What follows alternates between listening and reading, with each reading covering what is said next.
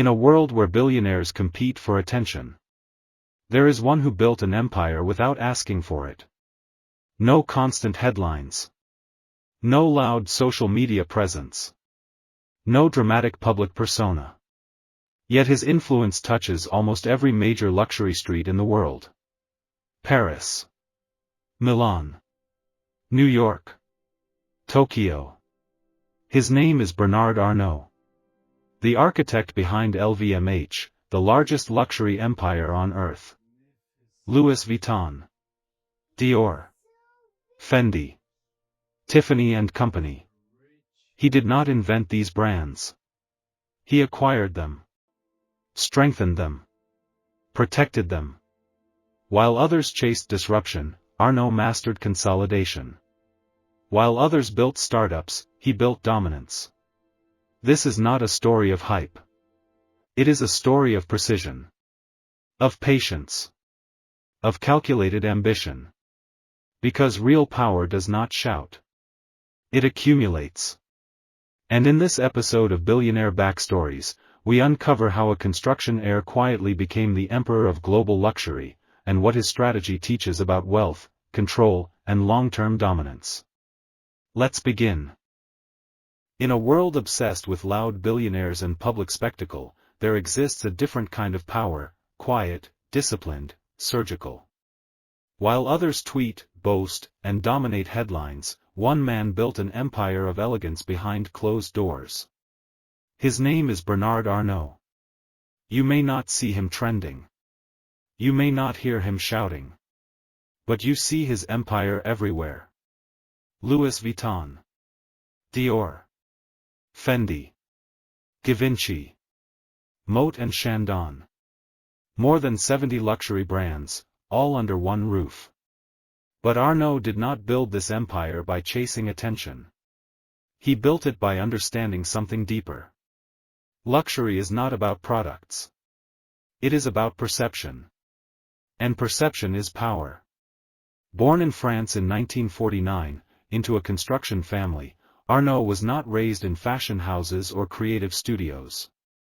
He was raised in discipline. In structure. In calculation. Engineering school trained his mind. But vision built his empire. He saw something others did not. Europe's historic luxury houses were undervalued. Mismanaged. Fragmented. Where others saw struggling brands, he saw sleeping giants. This episode is not about flashy entrepreneurship. It is about patience. About timing. About strategic acquisition. Because Bernard Arnault did not invent luxury. He consolidated it. And in doing so, he quietly positioned himself as one of the most powerful men in the global economy. This is not the story of noise. This is the story of silent dominance. In the early 1980s, France faced economic turbulence. Old industrial companies were collapsing under debt and mismanagement. Investors were running away from anything that looked unstable. But Bernard Arnault was not running. He was studying. One struggling textile conglomerate caught his attention, Boussac Saint Frères. It was drowning in debt. Politically sensitive. Financially toxic. Most investors saw a sinking ship. Arnault saw one glittering jewel hidden inside the wreckage. Christian Dior. Christian Dior.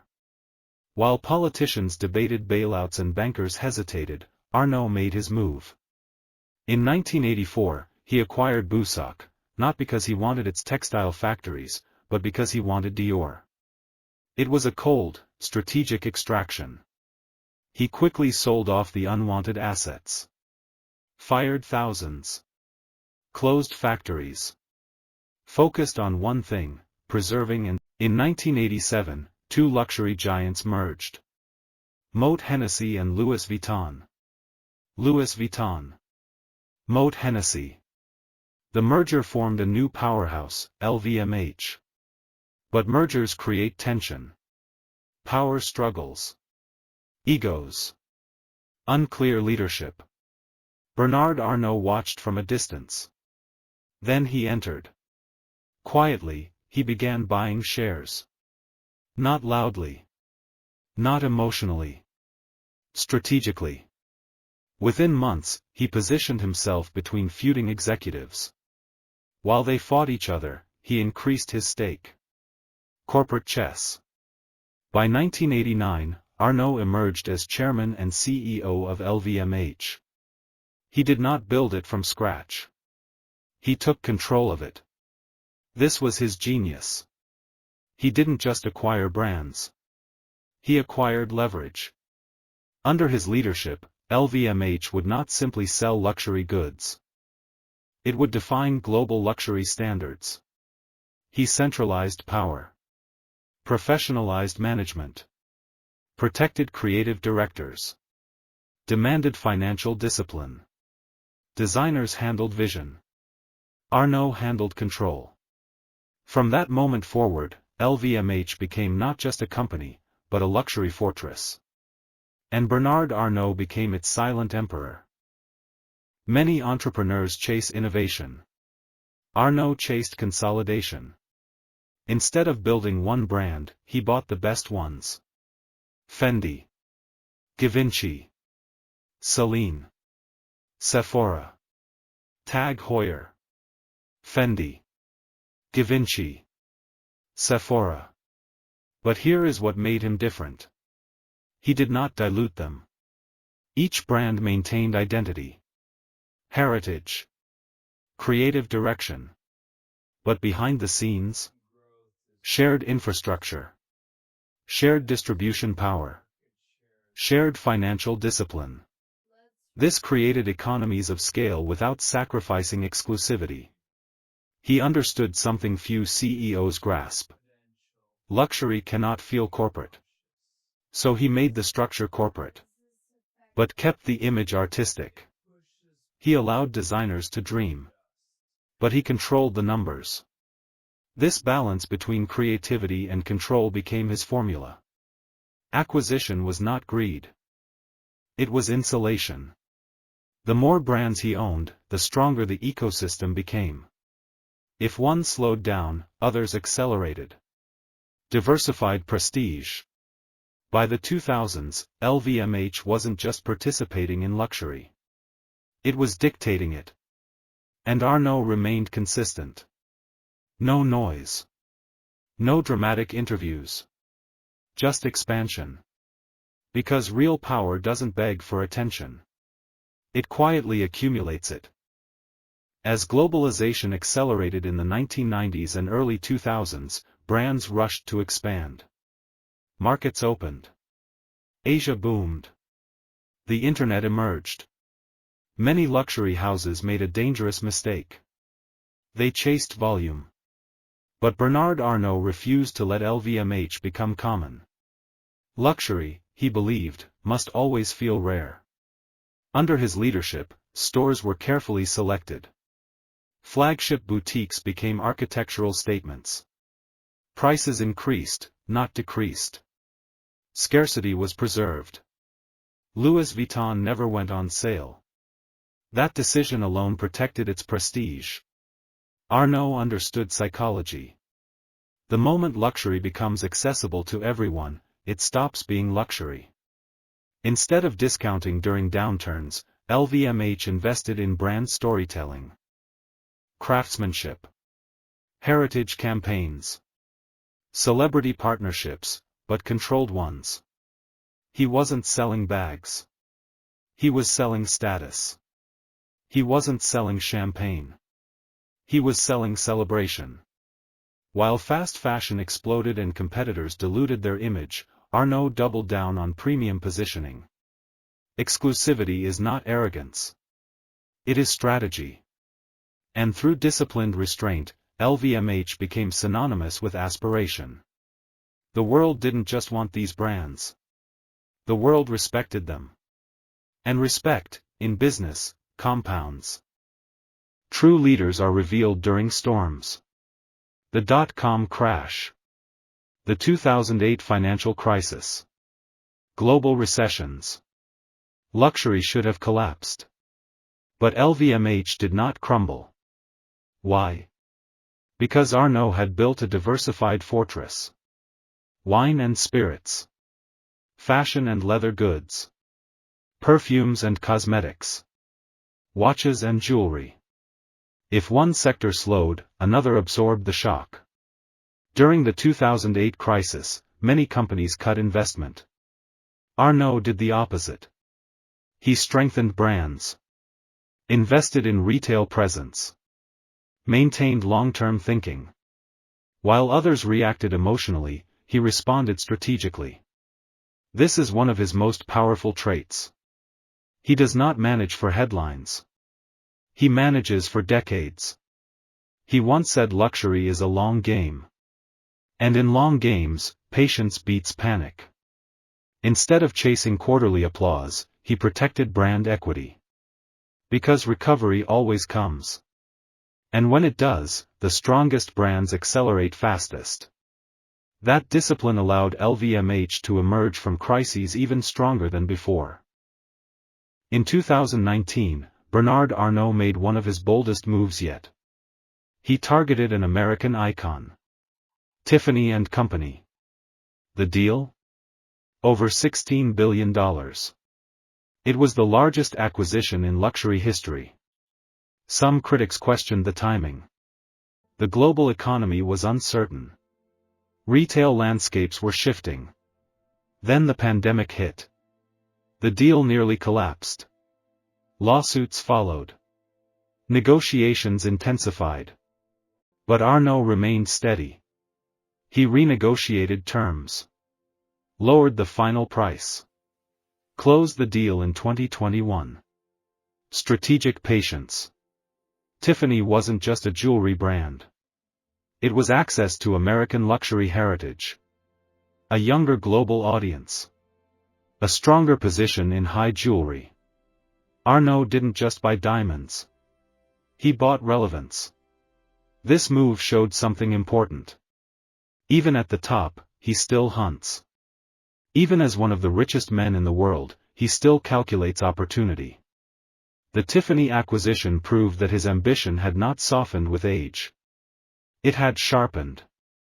Expansion never stops. Many billionaires build companies. Few build dynasties. Bernard Arnault is preparing for generational continuity. All 5 of his children hold leadership roles inside LVMH. This is not accidental. He trains them inside the structure. Tests them.